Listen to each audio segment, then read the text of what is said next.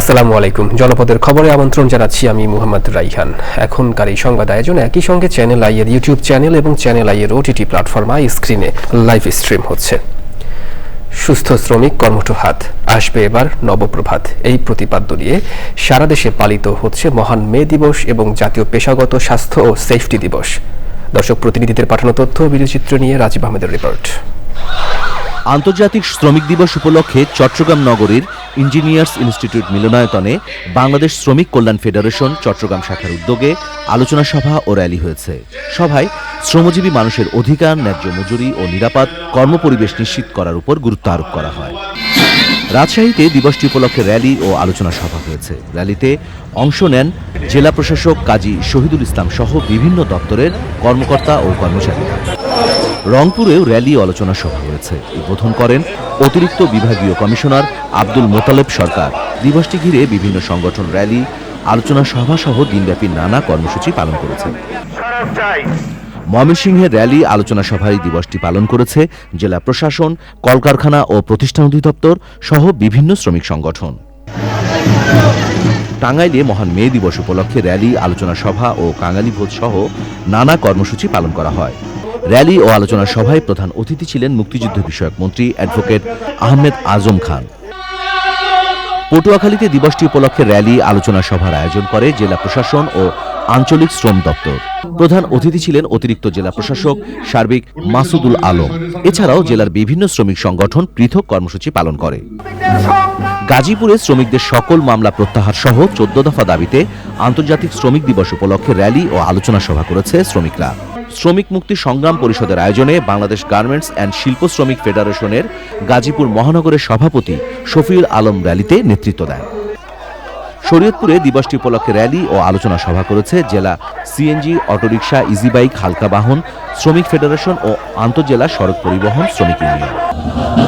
কুড়িগ্রামের র্যালি, শ্রমিক সমাবেশ সহ বিভিন্ন কর্মসূচির মধ্যে দিয়ে মহান মে দিবস এবং জাতীয় পেশাগত স্বাস্থ্য ও সেফটি দিবস পালিত হয়েছে। নীলফামারীতে দিবসটি উপলক্ষে জেলা প্রশাসন ও বিভিন্ন শ্রমিক সংগঠনের আয়োজনে র্যালি ও আলোচনা সভা হয়েছে। মেহেরপুরে আলোচনা সভা ও র্যালির মধ্যে দিয়ে দিনটি উদযাপন করা হয়েছে। লক্ষ্মীপুরে শ্রমিক কল্যাণ ফেডারেশনের উদ্যোগে র্যালি ও সমাবেশ হয়েছে। নড়াইলে জেলা প্রশাসন সহ বিভিন্ন শ্রমিক সংগঠনের উদ্যোগে মহান মে দিবস পালিত হয়। এছাড়াও যশোর, ঝালকাঠি, ঠাকুরগাঁও, ফেনী, চাঁপাইনবাবগঞ্জ ও জামালপুরে নানা আয়োজনে পালিত হয়েছে মহান মে দিবস। Rajib Ahmed, channel I. জাতীয় সংসদের হুইপ ও নাটোর 2 আসনের সংসদ সদস্য অ্যাডভোকেট রুহুল কুদ্দুস তালুকদার বলেছেন, শ্রমিকের রক্তই আগামী দিনের বাংলাদেশের গণতন্ত্রকে সমুন্নত রাখবে। বিএনপির 31 দফার মধ্যেই শ্রমিকের ভাগ্যের পরিবর্তনের জন্য অনেক গুরুত্বপূর্ণ পদক্ষেপ গ্রহণ করেছেন প্রধানমন্ত্রী। মহান মে দিবস উপলক্ষে নাটোরে জেলা বিএনপি কার্যালয়ে শ্রমিক সমাবেশে এসব কথা বলেন তিনি। সে সময় উপস্থিত ছিলেন জেলা পরিষদের প্রশাসক রহিম নেওয়াজ, সদস্য সচিব আসাদুজ্জামান আসাদ, যুগ্ম আহ্বায়ক মুস্তাফিজুর রহমান শাহিন ও দলীয় নেতারা।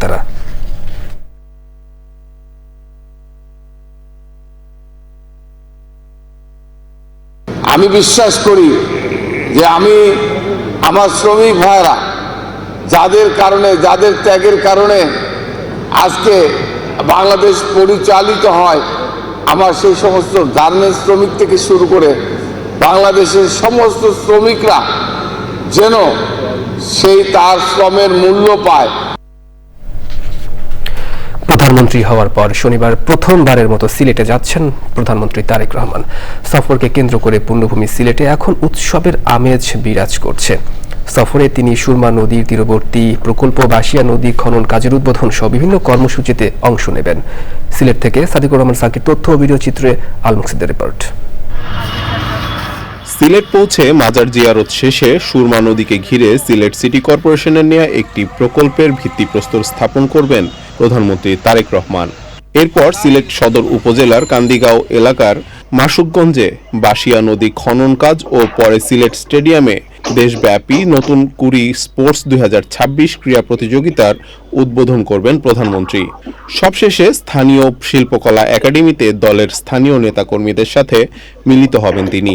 আমরা সিলেটবাসী খুব আনন্দিত, তাই সিলেট সফর করবা যে আমাদের দাবি দেওয়া যে অল্প বৃষ্টিতে জলাবদ্ধ হয়ে যায়, এগুলা যদি তাই না একটু খেয়াল নজর করেন তে মোটামুটি সিলেট শহর জলাবদ্ধ হইতো না।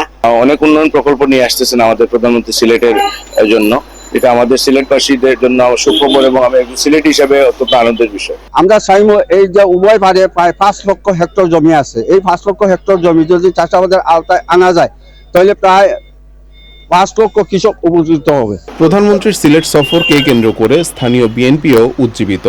কর্মসূচি সফল করতে নেওয়া হয়েছে ব্যাপক প্রস্তুতি। দলীয় প্রধান ও প্রধানমন্ত্রীর এই সফর সফলের জন্য সিলেটবাসীর প্রতি আহ্বান জানিয়েছে শীর্ষ নেতারা। গ্রামীণ অবকাঠামো বলেন সবগুলোতেই আমরা একযোগে কাজ শুরু করেছি।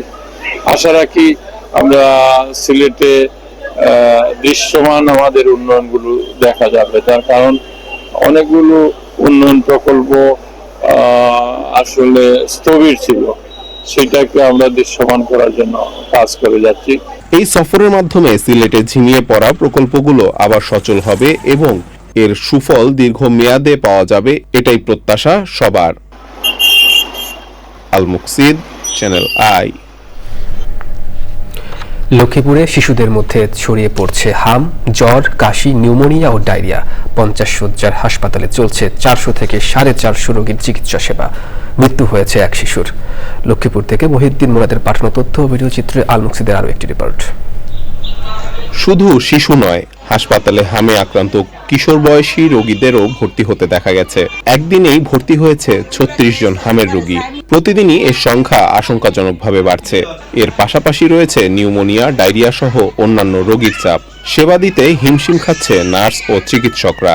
আমাদের এখানে এখন শিশু রোগীর চাপ খুব বেশি। যেমন আমাদের এখানে আপনি জানেন যে 15 শয্যার শিশু ইউনিট আছে, কিন্তু আজকে আমাদের শিশু ওয়ার্ডে 114 জন রোগী ভর্তি। এর বাইরেও ডায়রিয়া ওয়ার্ডে প্রায় 30 জন রোগী ভর্তি আছে। আরো বেশ কিছু রোগী আমরা পাচ্ছি, যেমন চিকেন পক্সটা এখন বেড়ে গিয়েছে, ডায়রিয়া রোগী আছে, সাথে সাথে যে সিজনাল যারা অসুখগুলো অনেক বাচ্চা নিউমোনিয়া, অ্যাকুডাইজেশন, অ্যাজমা, ব্রঙ্কিওলাইটিস এই রোগীগুলো বেশ ভর্তি আছে। প্রতিটি শয্যায় 3 থেকে 4 জন রোগী ভর্তি রয়েছেন। শয্যা না পেয়ে হাসপাতালের মেঝে, বারান্দা এবং সিঁড়ির পাশেই ঠাঁই নিয়েছে রোগীরা। জ্বর, পায়খানা, কাশি, মানে সবকিছুই আসছে, এই গায়ে বিছিয়ে গেছে, তারপরে মুখে খাইতে পারে না, বমি। প্রথমে মনে করেন আপনার সর্দি কাশি জ্বর ছিল, এখন 3 দিনের মাথায় আমি যখন হাসপাতালে ভর্তি করছি, করার পরে হামের প্রবলেম ধরা গেছে। ইয়ারা আনছি এই সদরের বিশুদ্ধবারে দুটার সময় আনছি, আর ইয়ারে আমরা ডাক্তার আছে না প্রাইভেটে নিয়ে দেখাচ্ছি। হাসপাতালে জনবল সংকটের পাশাপাশি রয়েছে ওষুধ সংকটও।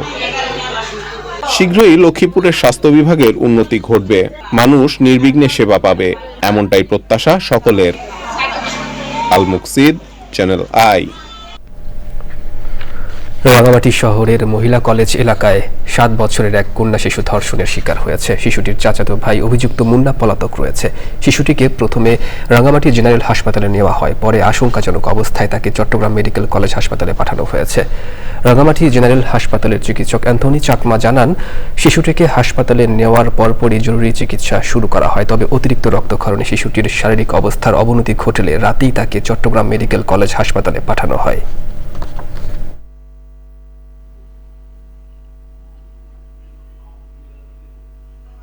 ওনার মাসিক রাস্তাতেই রক্ত যাচ্ছিল, আর আমরা ওনার পরীক্ষা নিতে করার জন্য আমরা গাইনি ওয়ার্ডে ভর্তি দিই। আমাদের গাইনি ওয়ার্ডে বিশেষজ্ঞ ডাক্তার দেখার পর ওনার অতিরিক্ত রক্তপাত হওয়ার জন্য চট্টগ্রাম মেডিকেল কলেজ হাসপাতালে পাঠানো হচ্ছে। দর্শনের মোটামুটি আলামত পাওয়া গেছে। পাবনা প্রেস ক্লাবের 65তম প্রতিষ্ঠাবার্ষিকী উৎসব শুরু হয়েছে। 3 দিনের কর্মসূচির প্রথম দিনে প্রেস ক্লাব সদৃশ্য কেক কেটে প্রতিষ্ঠাবার্ষিকীর আনন্দ ভাগাভাগি করে নেন সাংবাদিক ও অতিথিরা।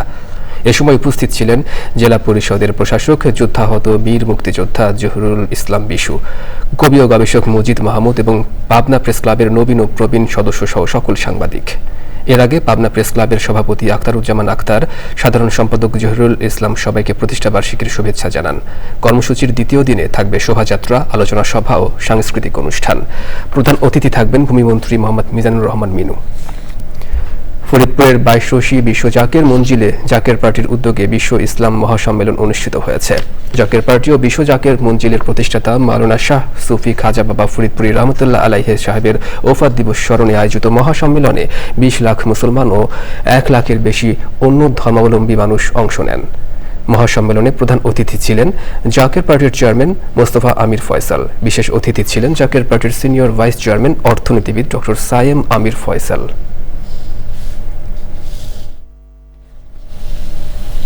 দর্শক, এই ছিল এখনকার মতো জনপদের খবর। একটু পর কৃষি সংবাদ দেখার আমন্ত্রণ জানিয়ে শেষ করছি। ধন্যবাদ সবাইকে।